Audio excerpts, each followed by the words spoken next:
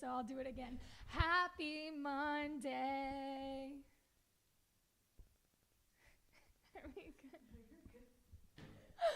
Welcome to Valley Vision, everybody. It's Monday. I feel like we haven't been. Last week was so long for some reason.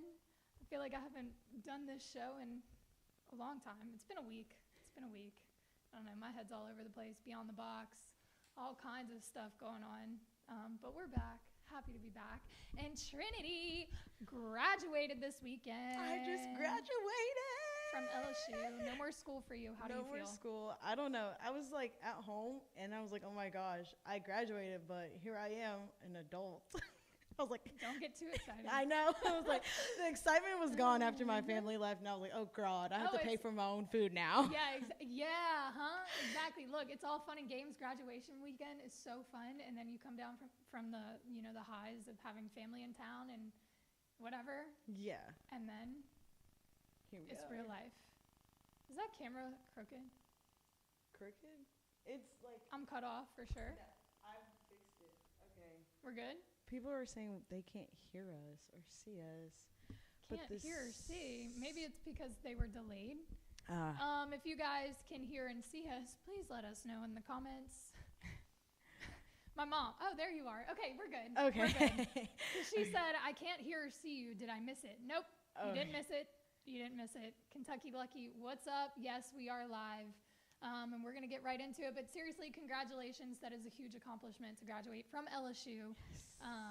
But for real, get ready for the real world. I know. It's not as fun as they make it out to be. We're going to have fun here, though. Yeah, I'm excied to be here. Yeah. I'm excited to be with you for however long I want to be. Yeah, there we go. We'll take it. All right, guys. So coming down to, it's obviously about to be summertime. School's ending, and that means baseball and softball season are coming to a close. We did our last Beyond the Box at Modesto on Saturday. It went really well, and we do want to shout out Don Juan and Modesto for allowing us to do those shows throughout the entire season. But just because those on-site shows are wrapped up doesn't mean that LSU baseball is done, nor does it mean that we're going to stop covering LSU baseball. So, that being said, they finished the regular season with the sweep. Woo! We waited for it. It happened. That is the best way that they could have gone out. A sweep over Ole Miss. Chef's kiss. Now, they start the SEC Tournament tomorrow. Mind you, I believe their record were 13 and 17. No. No. We got to 13 wins. And the reason I bring this up is because what Anthony and I were talking about on Saturday, can you look that up? Yeah, the record? I'm looking at it. Is because, ironically enough, the year Ole Miss won the national championship in 2022, they played horribly that season. They ended up finishing their season pretty strong and then went on a postseason just run, obviously won the World Series. So it's not out of the question that LSU could get back to Omaha and run it back. Now, let's not get ahead of ourselves. We do have an SEC tournament game tomorrow at 9:30 in the morning. That's what happens when you barely make the SEC tournament. You play Georgia at 9:30 in the morning on a Tuesday, but that's okay. That's okay. We're going to get up early, and for you guys, we're going to run it. We are going to be at Cards and Culture in Perkins Road tomorrow. Game, obviously, first pitch at 9:30, but we're going to do a Beyond the Box, a little bit more of a laid-back version of Beyond the Box as soon as that game ends. So come hang out if you're not at work. School's out, so we have more of an excuse to come hang out at Cards and Culture. But you can see the show live. I think Anthony's going to do a deal for $20 off at the register during the game. Sick. And then, obviously, we love chopping it up with y'all. So make sure you swing by Cards and Culture tomorrow. We'll be recap. Oh my gosh. I almost said preview. Recapping LSU versus Georgia. That game is going to be a test. Georgia is good. Charlie Condon is a heavy hitter. And when I say heavy hitter, I mean the dude just racks up home run after home run. He's gone yard somewhere in the 30s this season. I think he's got 34 home runs this season. I don't know, but he rakes. So, gauge dump, pitched 5 days. So as of tomorrow, it'll be 4 and some change days ago. Gage Jump, and then Luke Holman pitched on Saturday. So normally these guys have a whole week before they have to get on the mound again. These are your aces, right? Jay Johnson said, I don't know who's going to be on the mound on Tuesday. He won't know until tomorrow, I guess late tonight, to make that decision. But that's a quick turnaround for a guy like Gage Jump, Luke Holman. And this is the first game of a long week. If LSU somehow, and let me be positive here, if LSU can fight their way through these games, it's going to be a tough challenge, but the championship's on Sunday. So you have a full week of baseball. Can the pitching staff hold up? Can the guys coming out the bullpen hold it down? Do we see guys like Thatcher Hurd step into maybe the role that they really are great at? Because again, if you're looking for more of a recap from the sweep this past weekend, Beyond the Box from Saturday is great. Anthony and I talked all about it. But a point that we made was that Thatcher Hurd last season finished with an ERA of 5.68. That includes the postseason when he pitched in the national championship, when he was the saving grace and had a great postseason. His ERA was still 5.68. Right now, I believe it's 6.28. But we saw him in the postseason last year really turn it on, really have control. The stuff was moving. It was there. Can he do it again this season? It's not out of the question. The point that we've made multiple times on this show and Beyond the Box is that the team last year was not all that great and had no errors and no flaws. They struggled a little bit. There were times that we didn't know if they were going to make it out the regional, if they were going to make it out the super regional. They were in the losers bracket in Omaha. Baseball's crazy. It's anybody's game on any given day. So it's not insane to think that LSU goes into this SEC tournament knowing that they barely made it in, coming off of a sweep, looking to prove something, come out the SEC tournament.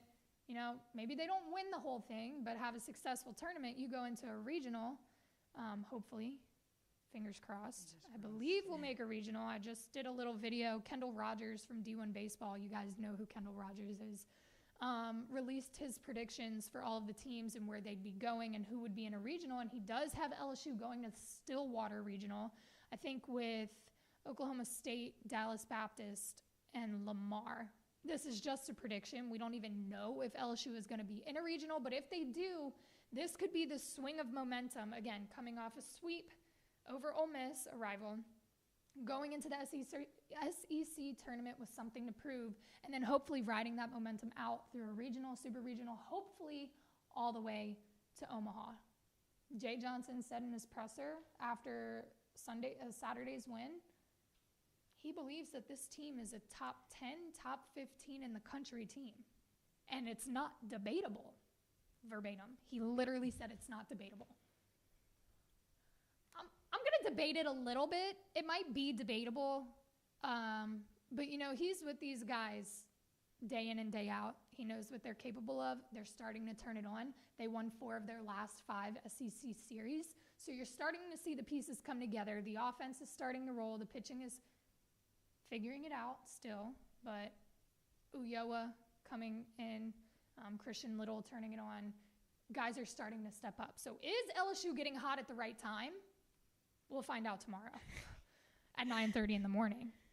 Morning baseball. What the? Wow. Oh, yeah. I always wonder. I'm like, y'all don't think people have work? Lucky for us, this is work. Yeah. But like normal people, we're normal. Ish. But I mean, like, you know, people with other jobs. Yeah. But, you know, fans are crazy, and they probably are taking a sick day, so. We'll go with that. We'll go with the idea that people are going to take. I actually wouldn't be surprised if people took a sick day to watch LSU baseball. But yes, Georgia tomorrow, 9:30 in the morning. We don't know who's on the bump yet, but we'll be live after that game. And if you want to watch it with us, we'll be at Cards and Culture. Also, you do have a graphic on here. Want to shout out Tommy White. Tommy White was named SEC Player of the Week. Obviously, the man hit a grand slam in his last game at Alex Box. He became, I believe, the 10th player, or he has the 10th most home runs, career home runs. Yeah. In college baseball. He's got a batting average right now. If you don't know baseball, the number I say is probably not going to sound crazy. If you know baseball, you're going to 615. He's batting 615. If you're in the upper 200s, you're killing it. 615 on the weekend. 3 home runs, 7 RBI. He went 8 for 15 in at-bats. His on-base percentage was .643. So he had a hell of a weekend. It was a perfect way for him to end his time at LSU or finish his last series in Alex Box.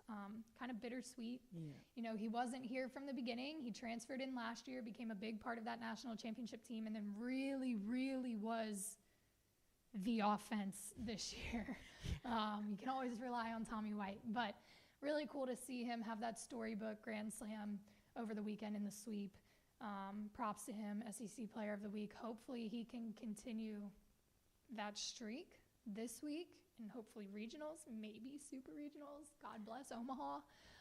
And keep the offense hot, and maybe some other guys follow suit. Jared Jones, would like to see him continue to do what he's doing. Ashton Larson, Stephen Milam, all of those guys really starting to get hot. LSU, don't let them get hot. Don't let them get hot. It's going to be scary. They do. Yeah, you already know. What a story, right? My hair is blown. Y'all, the AC is broken in the studio. We have the fan cranking. My hair is flying right now, but it feels good. I've been sweating all day. Carl, you said crank it up a little. I don't know if you're talking about baseball or the volume, so let us know. And Corinna, the whole time we were prepping for this show, I was thinking of you. I really was. Because LSU Softball is headed to a Super Regional. They're going to play Stanford this weekend. They start at 9 p.m. on Friday. That's right, 9 p.m. because they will be on West Coast time. That game will be at 7 in California, but here it'll be 9. So we're going to have a late night. Actually, no, we're not. No, 6 p.m. Because, surprise, we're going to do a preview. And not only are we going to do a preview of LSU softball versus Stanford by ourselves, my lovely high school teammate, Shelby Wickersham, is going to come guest appearance. Shelby was a pitcher here at LSU. Her dad played football here. He also played football for the Miami Dolphins. But Shelby had a great career at LSU as a pitcher. I texted her and I was like, hey, any shot you want to come talk softball? She's like, I'm in the Bahamas. I was like, okay, well, hopefully we make it to Super Regional so I can get you on the show. She said yes. So at 6 o'clock on Friday, we are going to do a preview of LSU versus Stanford. Make sure y'all tune in for that. Shelby is awesome. She is a hoot. That's the best way to put it. And she knows what she's talking about. So I'm super pumped to have her on the show, kind of break down what we're looking at and, you know, where this team could go. This past weekend, they had obviously a great weekend. They won the regional. They tied a season high with 3 home runs. It was their 15th shutout. They had a 9-0 5-inning victory over Southern Illinois. So obviously five innings. That's pretty short. Yeah. They went from 14 to 5. Yeah, that's crazy, right? They also shut out Jackson State 5-0, so they are rolling. Things look to be firing on all cylinders. Execution is there. The pitching is there. This weekend will be the 10th Super Regional appearance after claiming the first regional championship since 2021.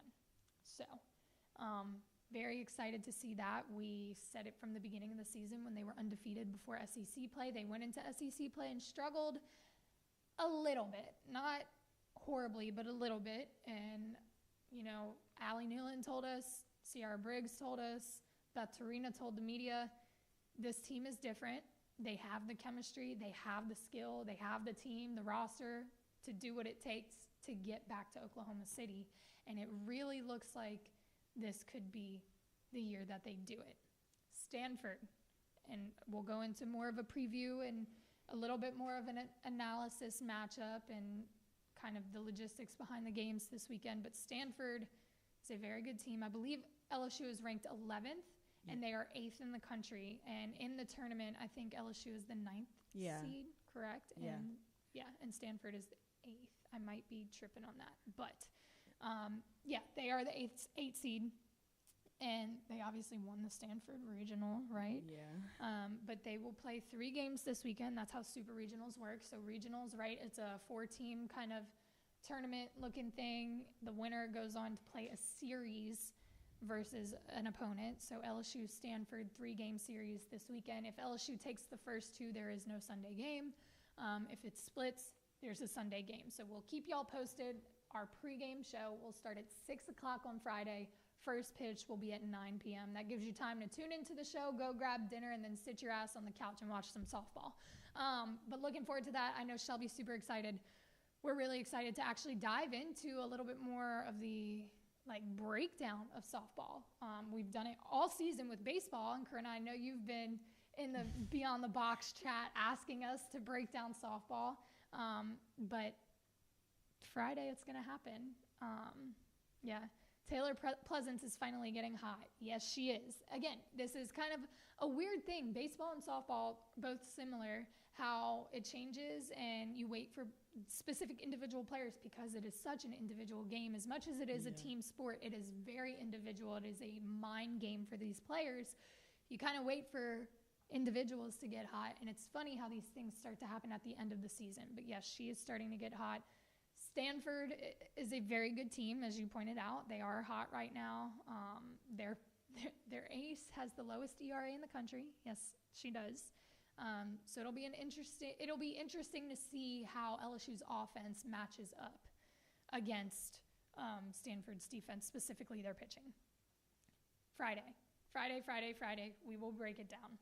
No, do not apologize for loving LSU softball. We love that you love LSU softball. LSU softball deserves more attention.